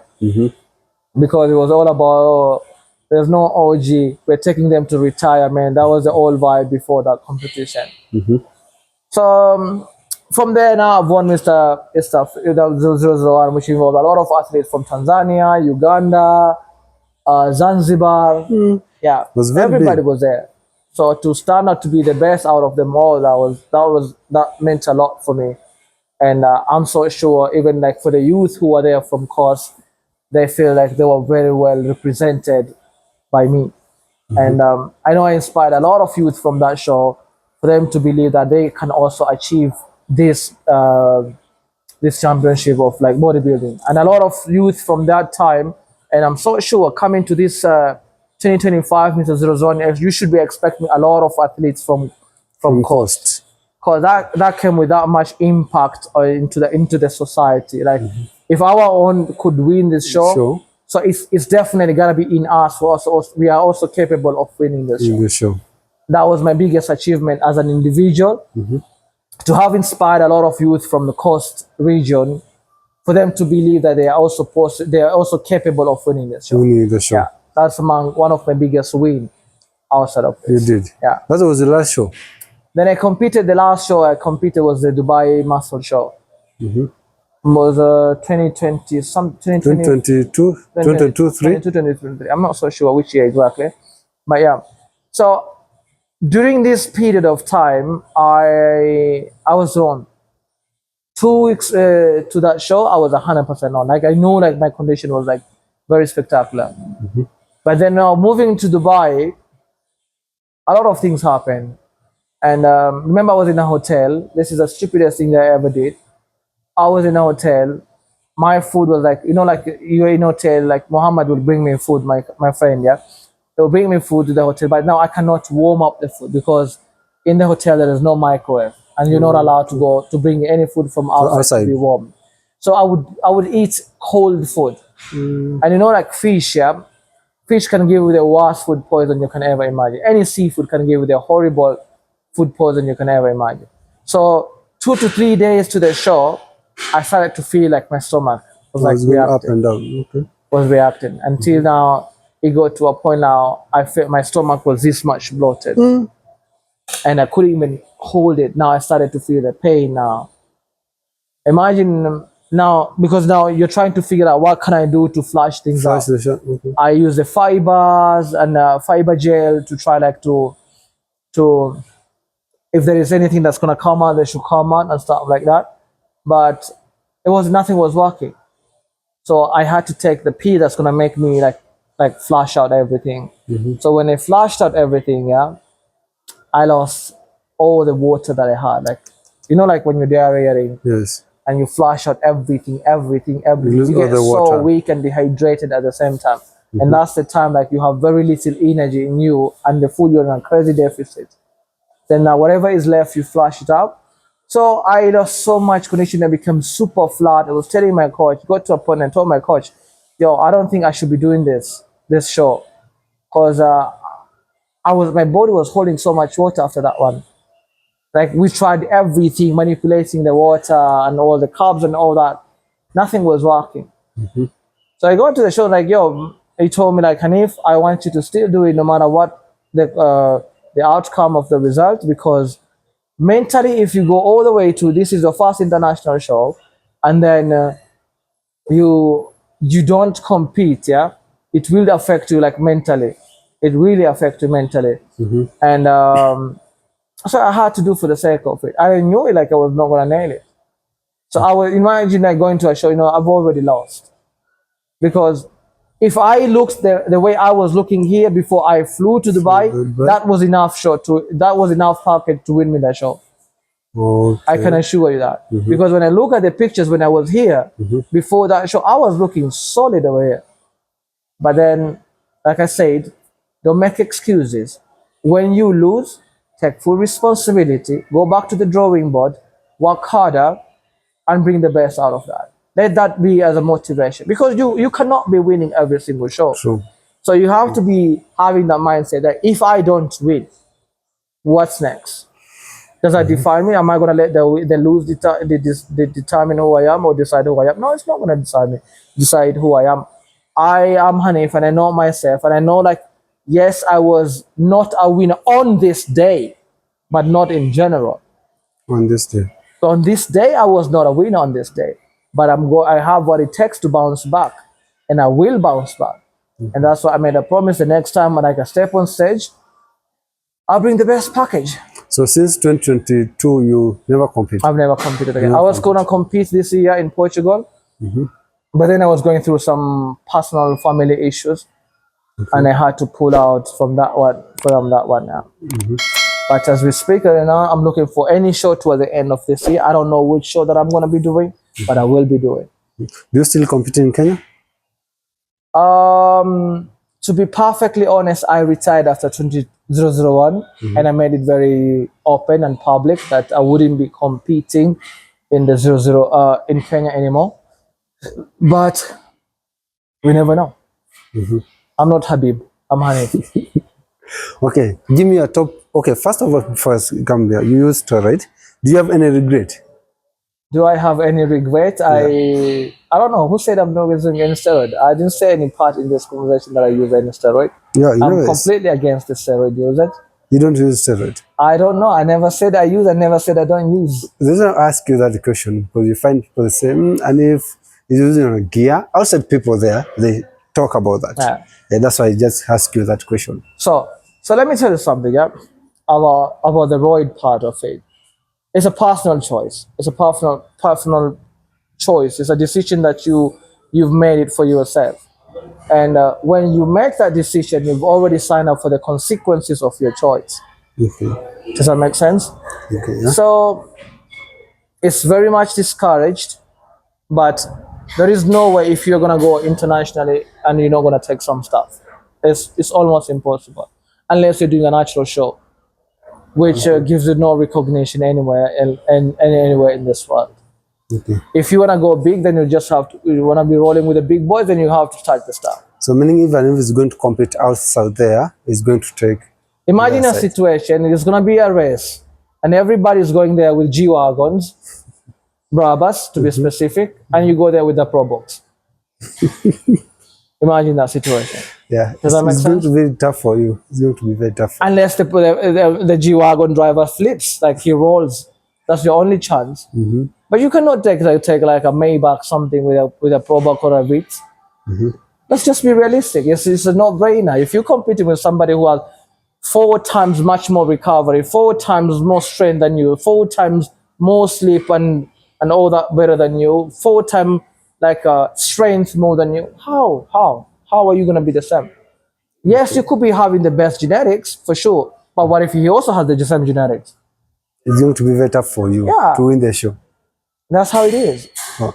Okay, give me top 5 best bodybuilder currently right now in Kenya for you. The best 5, I'll say 5. Top 5. Top 5. Does that include me?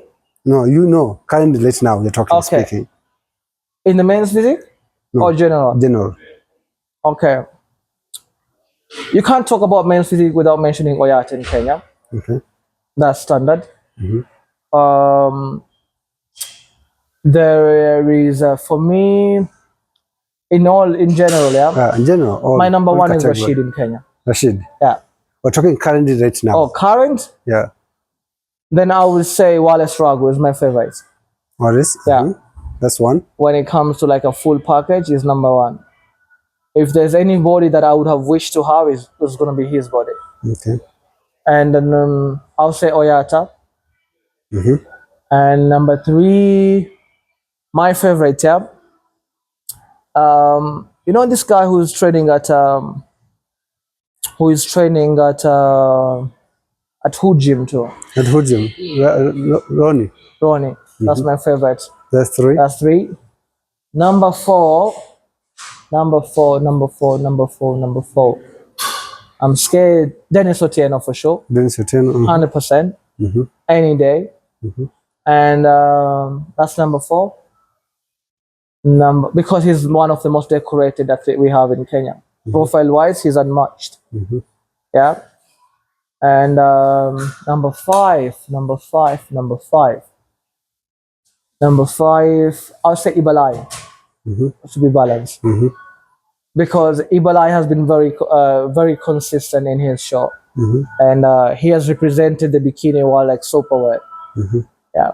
So let me ask you, what did you say? Let's example, we have Philip, we have Joe, we have who else? Why you didn't mention all those 3 people? It's a personal choice. It was about me. Yes. So if it was about me, then I'm entitled to choose who I want. It was my opinion. Because let's talk about this one. Let's put it this way. Why are we basing on the appearance? Do you have anybody who's gonna beat Dennis at 100% in his category? No. Almost none. None. Who's gonna beat Wallace Strago when he's 100% on his weight category? On his category. On his weight category. And his condition also. His condition, proportion, symmetry, lines, and all that. Who? None. Let's be realistic. You're gonna beat him on size. You say. I don't mean to be disrespectful. Guya is right, one of my favorites, I would say. But when it comes to what I would personally prefer, I would say I'll go for Wallace any day. Okay. And it comes to like decoration, like who's much more like profile-wise, the most decorated bodybuilder. In literally, I would say in his category, like Dennis has been outstanding. Between Wallace and Dennis, I would put them almost like in the same level. Okay. Yeah. What is one thing also you think most bodybuilders they go along when you come to stage? The what? What is one thing you think most bodybuilders they go along when they come prepping or stage? They go along. They go wrong. They go wrong. Yes. It's discipline and suffering. Most of us, they want the results to look the best, but they don't want to suffer. Bodybuilding is about suffering. You cannot be on prep and see at the same time you be having, okay, like today, it's just one slice of a bread. I'm just going to have it. You're not going to have a bread and expect to look the best on the stage when you're on prep. Like, so unless people, like everybody is different. Like I would say, like Dennis, never listen to what Dennis is doing. If you want to look your best, don't do what he is doing. He knows he's mastered his body. Dennis could have like, he's stepping on stage and he could have like 2 to 3 liters right now and he will still be on stage like he's super dry. I don't know how he does that, but he does it. I've seen it with my own eyes on stage. We were going on stage, he was struggling to put on, to match with the weight class, 001, and he was like drinking like a ship, the water, like 2 to 3 liters of water. When everybody has cut down water completely and he was still drinking water, he will bear me witness on that. That's what I'm saying. I don't know who he is. I don't know what he does, how he does it. But what works for him, he has mastered what works the best for him. So another thing is, a lot of us, we don't have much knowledge. And we have failed to understand that what works for you does not necessarily mean it's going to work for me. So that's why I gave it an example. Rashid is a gift. Dennis Otieno. Whatever they do, just let them do them. Don't follow what they do, but follow what they tell you to do. I guarantee that. If Rashid tells you don't do this, trust him. He knows what he's saying. If Dennis tells you that, but do not follow what... I could have Rashid having chapati tomorrow. And actually, he told me the same thing. Because I know him. That's why I'm speaking, because I know this person. This person has been like a father to me. You know what I mean? He would do what he does, and he will still be looking the best. So the point is, understand your body, understand what works for you, and nail that. Stay consistent in whatever you're doing. Be willing. If you were told to be doing the cardio, there is no way like you're not going to be doing cardio. Okay. Let me ask you, Hanif, if you're right now, example, you're competing, because right now there's a new champ, let's say not a champ, there's a new competitor, a lot of competitors right now. Yeah. So we have a lot of new champs. Do you think we can play somewhere all number one like you did last time, your show? If there's the competition, that do I think that I was gonna win that show that he was? No, you said you are competing now. If you're thinking to compete, example, Yeah. you're thinking to compete right now. Yeah. There's a new champ. Yeah. There's a new like. Let's just put into things into the reality. Okay. Like right now, Yes. there's a Joe Reaper. You wanna be that? You're just playing safe. Don't play safe. No, I'm not playing safe. So you don't have to play safe. No, I'm just saying there's a new competitor. A lot of let's say put Joe aside. Yeah. So there's a lot of champs right now that are competing. Yeah. Do you think you as personally you can play somewhere? 100%. I'm not gonna play somewhere. I'm gonna win. What are you going to do? Defend? I will do me, and that's all I have to do. And 100%, if I say I am going to compete in that show, I'm not gonna be there as an escort. I'm going there to win, and they know that if Hanif is sleeping, it's gonna be dangerous. You sleep, you snooze, he's gonna smoke you.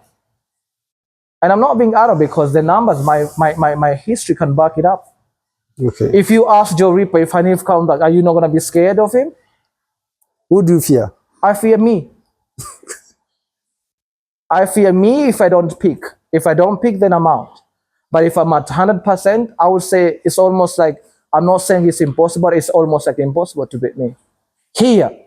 I'm not talking about outside. I know it's here. I know who is going to bring what.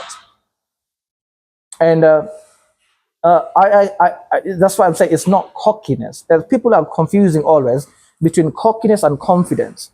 It's cocky when you talk big. Oh, I'm going to bring this home. Oh, I'm going to be the first IFBB pro. But bro, you cannot back it up. You don't have the history along the whole line that can back up whatever you're saying. You say I'm going to do damages. I'm not gonna go there to participate. I'm just coming here for a win. I'm going for a win. This is already in the bag and all that. But when it comes to the fact, have you done it before? No, you haven't done it before. So that's all talks. But if somebody like right now, like Oyata say, I'm gonna do it. I'm gonna bring the IFBB home. I have every right to believe in whatever he say because he has done it before. Does that make sense? Yes. So you, let's say to be realistic. You, Hanif, and to a Joe. Am I gonna beat him? 100% I will beat him. I don't mean to be disrespectful, but I will beat him unless along the line I fall sick maybe or I go to jail. But you will beat him. 100%. I'll say this without any fear or any contradiction. Okay. Because let's just go back to like analyzing that. Whatever he has, I already have it. Joe smoked everybody from the back. Yes. What is my strong point? Back. He has the width, I have the width. I have the thickness. I have them shoulders. Okay. I have the arms. I have the symmetry. I never miss my condition. So it's going to be very tough. It's about you snooze, you lose. And I'm never going to snooze, for sure. You can bet on that. Okay. I will bet my last coin on that. So meaning, okay, so. It means like anybody, I'm not saying that he cannot beat me. But it all depends on me if I snooze. Okay. Which I know I'm not going to snooze. Whatever he has, like I told you, like if we break it down right now, we break it down point by point by point. He's my very good friend. And you can see that you've seen the best of him, you've seen the best of me. Yes. We put it down there, and that was Hanif then, it's not Hanif now. Hanif now is different. It's different. It's different. This is Hanif Pro Max. Last time it was just Hanif. It was just Hanif. Right now it's Hanif Pro This is Max. Hanif Brabus. Okay. Not just a G-Wagon, it's a Super Brabus to be specific. I love your confidence, actually.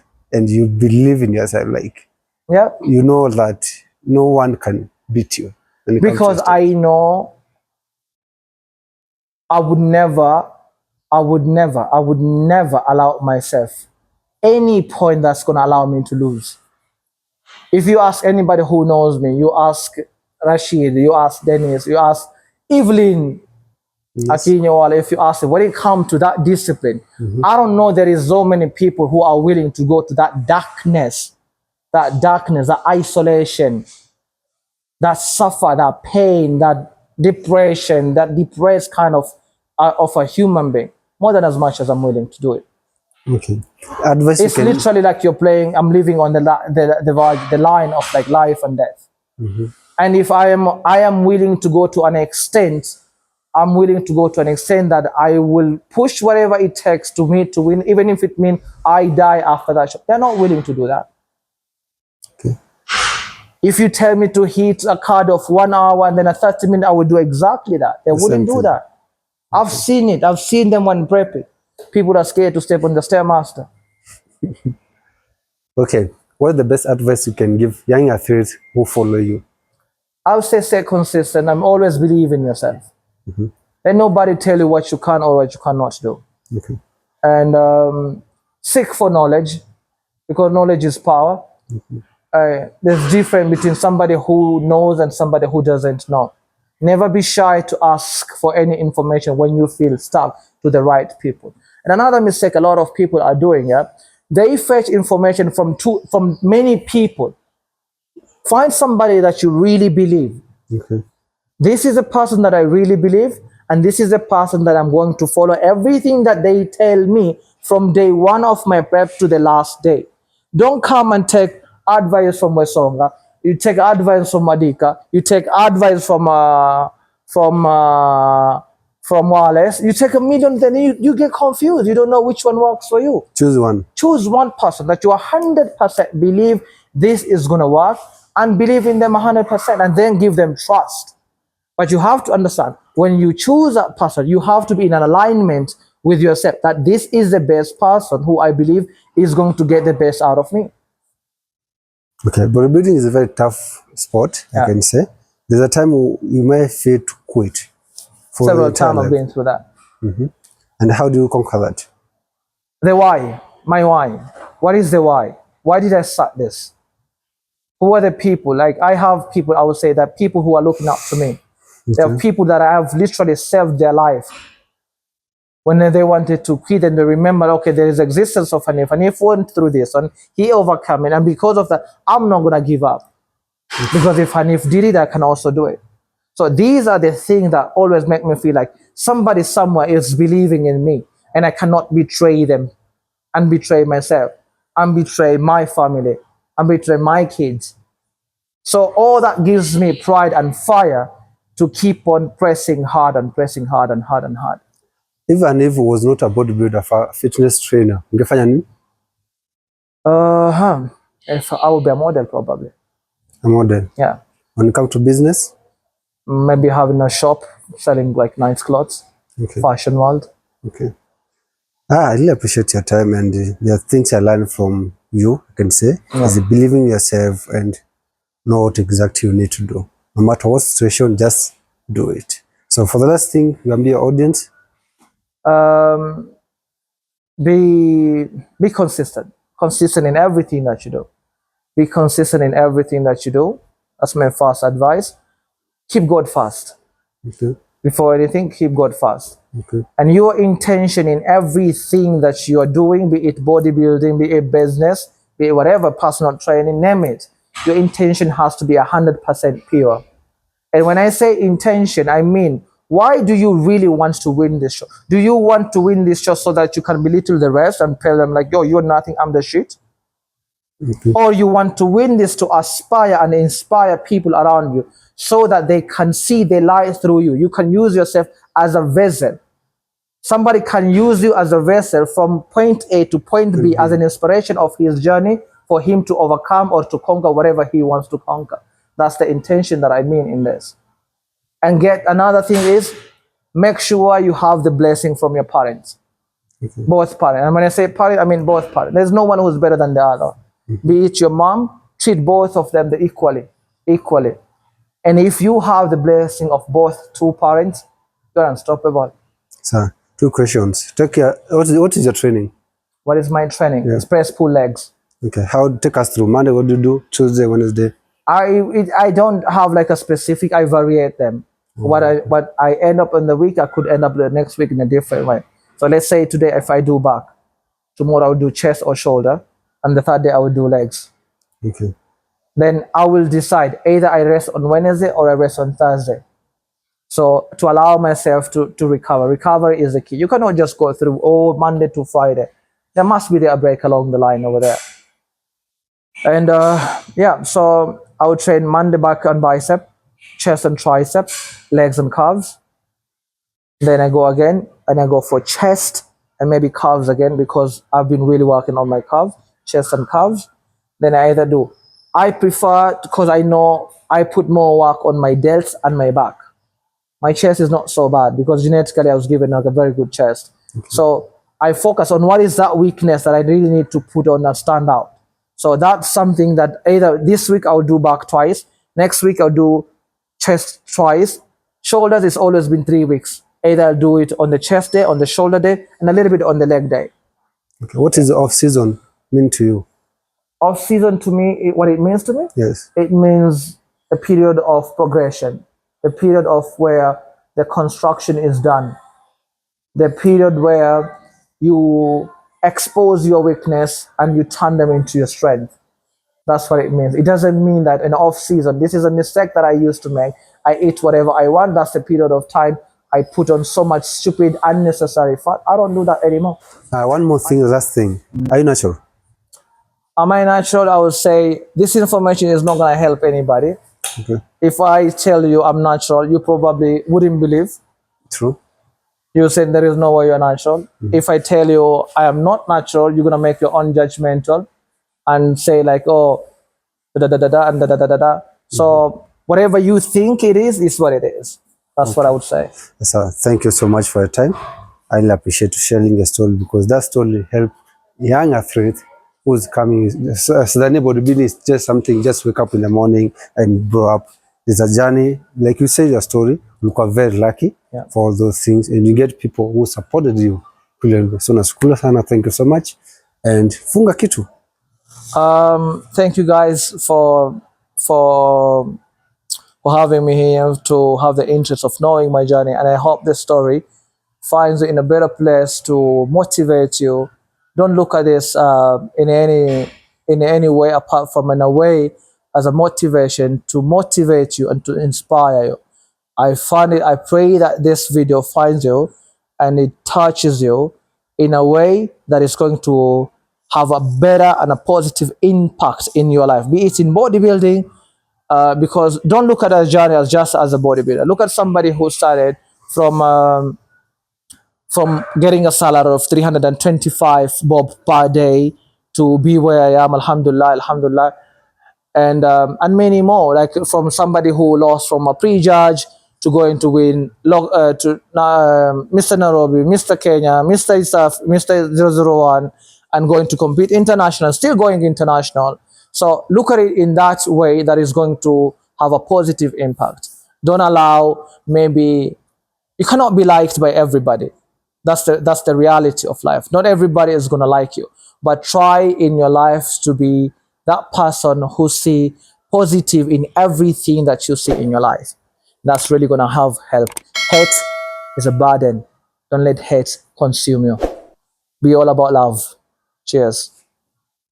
As you know, guys, what to do. If you enjoyed the episode, drop a comment down below. Let us know what do you think about the video. What is one thing you have learned? See you in the next one. Peace out.